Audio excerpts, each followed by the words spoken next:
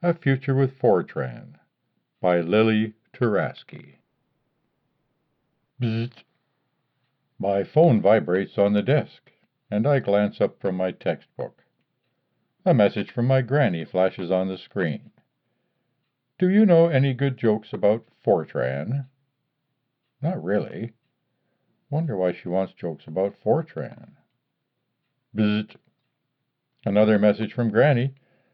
I've got a date tomorrow with a guy who did Fortran programming. Ah, that explains it.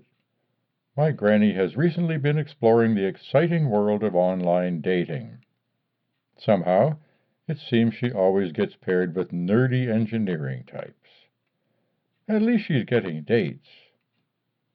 Might be time for me to give online dating a try as well. Sorry, no Fortran jokes. By the way, would you help me set up a dating profile? Of course, sweetie.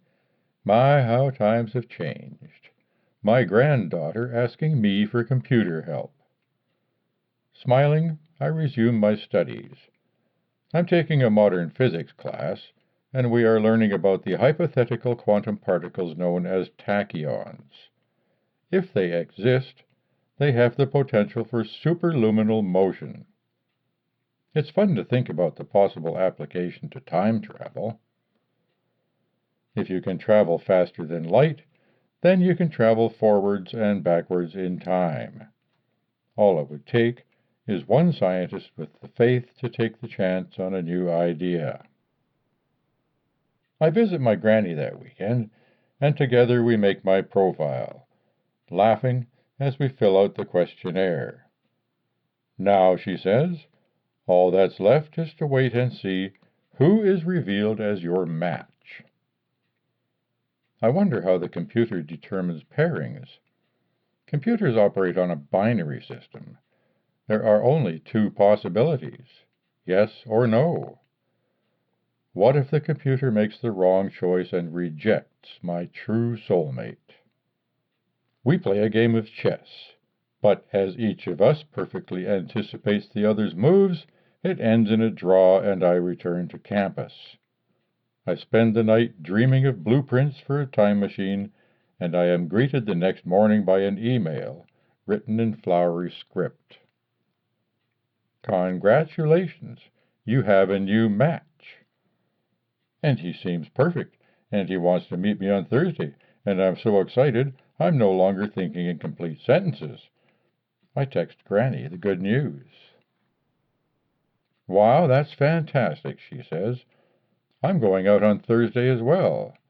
The fella I'm going with better be more impressive this time because he's already got one strike against him. What happened? Why did you put Fortran man on probation? Oh, he thought Patrick Henry was one of the U.S. presidents. Ah, that'll do it. Granny arrives spontaneously at my dorm on Thursday afternoon. Good heavens, is that what you're wearing? That frumpy dress will never do, sweetie. Good thing I thought ahead. You can wear this. It's what I wore when I was dating in college.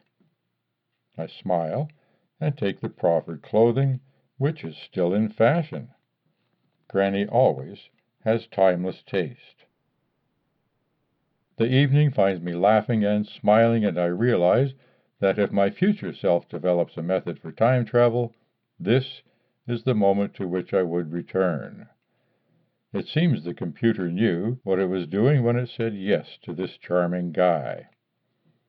I glance beside me and see Granny sitting with her date at the table next to us.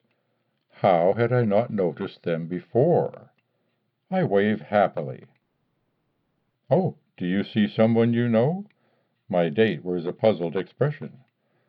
That's my granny on her date, I explain, turning to introduce them. But when I turn, I am greeted by the window and a perfect reflection of myself. Granny is nowhere to be seen, and I shake my head, confused. Aw, that's sweet. Tell me about your granny. Hearing this, I snap back to the present. Well, she's amazing. She also studied engineering here on campus, and then she did research at the National Lab. I don't know any details because it was super secret, but I think it was related to superluminal motion. You know, I've been studying that recently. The application to time travel is fascinating. Anyway, my granny, she's a big nerd and she loves to play chess and sing and dance and ride horses, and she grew up on a farm with pet chickens and goats, just like me. Granny and I have so much in common, it's almost like we're twins. I laugh. So, tell me about your work. Well, I'm studying to be a computer engineer, and recently I've landed an internship programming medical devices using Fortran. Your granny sounds like an amazing person. Maybe I'll have the honor to meet her someday. In that case, you should know she's peculiar about history, so make sure you know your presidents. I went home that night humming a happy tune. Bzzzt. My phone vibrates.